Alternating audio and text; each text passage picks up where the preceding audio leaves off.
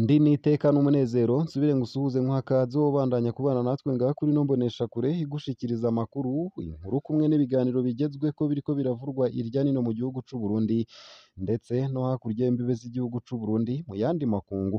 Ntunyemerere nkuhe ikaze, ndaguhaye mwaramutse neza cange mwiriwe neza bivanye n'aho udukurikira uherereye.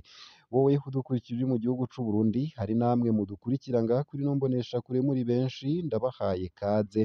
Ndetse namwe mudukurikira muri hakurya y'imbibe z'igihugu c'u Burundi mu bihugu bibanyi nk'igihugu ca Kenya, igihugu ca Tanzania, igihugu c'u Buganda, igihugu c'u Rwanda, kumwe n'igihugu ca Repubulika Iharanira Rusangi ya Kongo, ndabakengurukiye cane ngaha kuri ino mboneshakure. Turi ku munsi wa gatanu w'igenekerezo rya 28 z'ukwezi kw'indwi, umwaka ni 2023.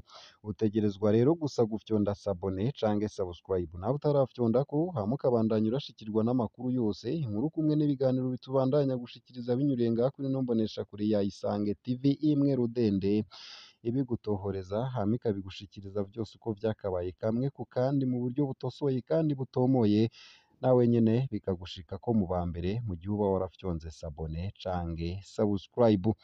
Ni inkuru ibabaje, ni inkuru iteye agashavu y'ibiriko biravurwa kuri uwu mukenyezi muriko murabona kw'ino sanamu.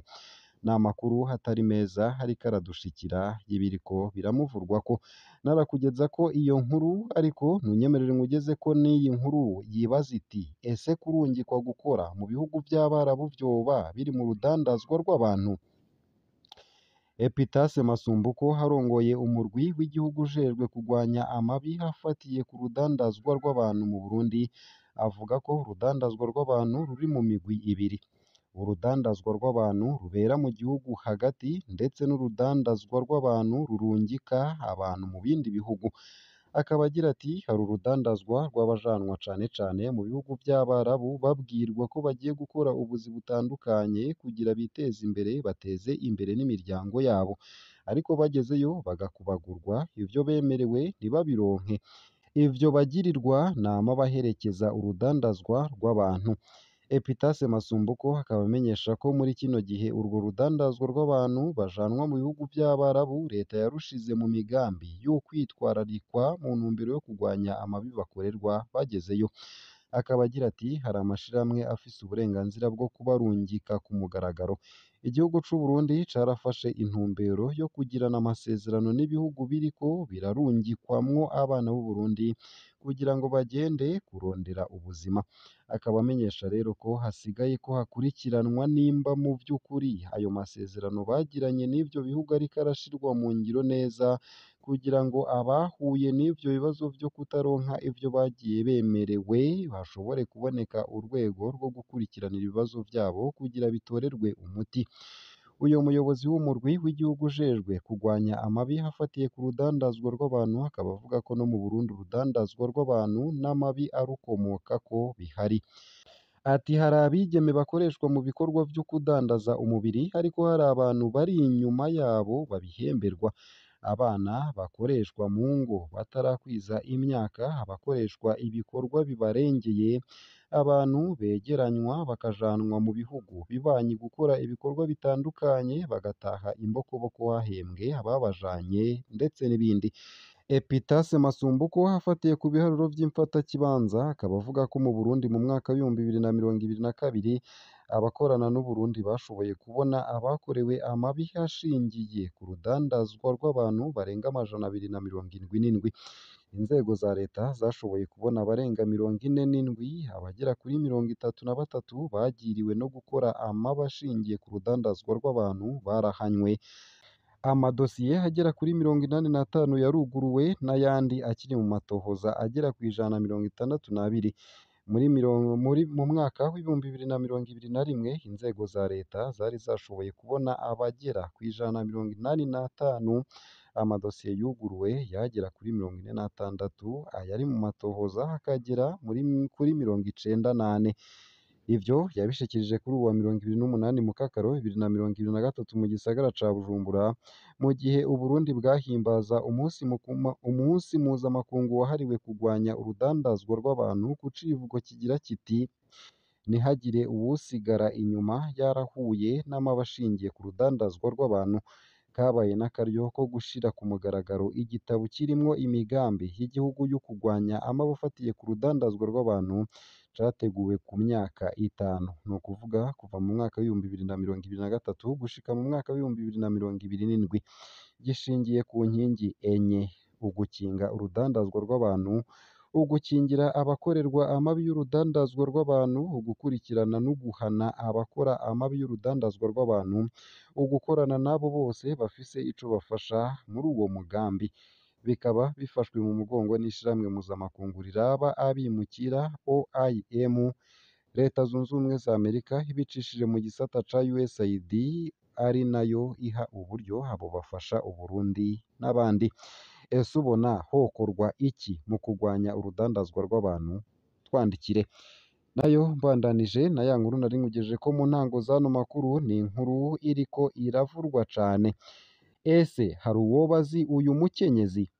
Tumaze iminsi turonka amakuru adahumuriza yerekeye uyu muntu, ariko kandi ntidushobora kuyemeza no kuyatohozako neza tutaronse abamuzi.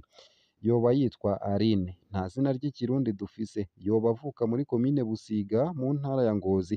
Yoba yize Université Lumière i Bujumbura. Yoba yarabaye muri Kenya. Yoba kandi yahora aba muri quartier ya gatandatu mu Ngagara. Yoba yarasengeye mu ishengero Bethany Holy Church. Ivyo vyose ntidushobora kuvyemeza hataraboneka abamuzi. Kubera ata nkuru twemeza tutabanje kuyitohoza, turasavye uwomenya uwo muntu ko yotwandikira kuri WhatsApp ya Ndondeza akamenyetso ko guteranya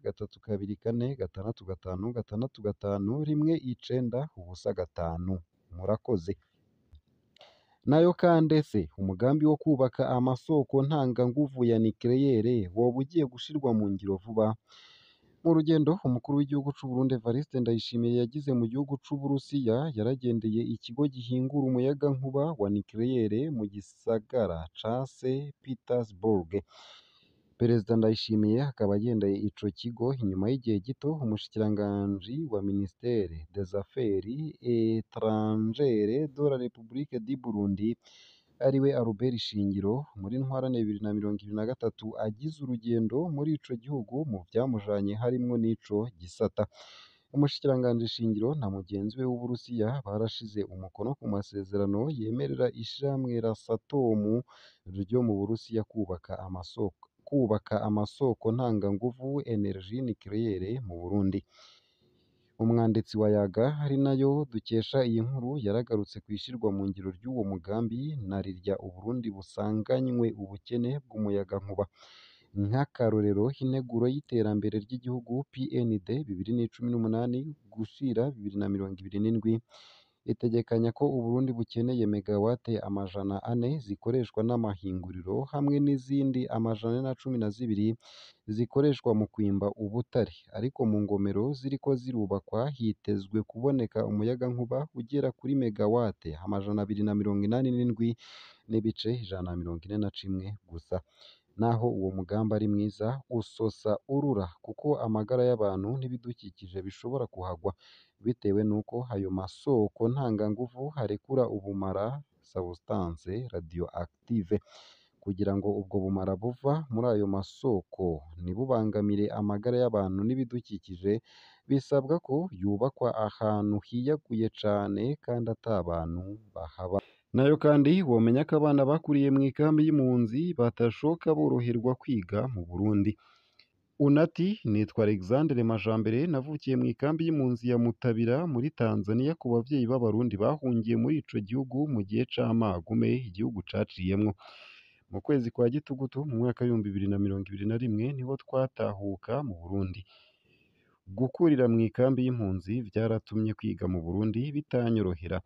Vyarangoye cane kuja kwiga kubera ubwa mbere nabanje kubura impapuro zo kwiyandikishirizako, maze kuzironka ngiye kw'ishure vyarangoye kuvuga ururimi rw'ikirundi n'igifaransa bituma ntisanzura ndi mw'ishure.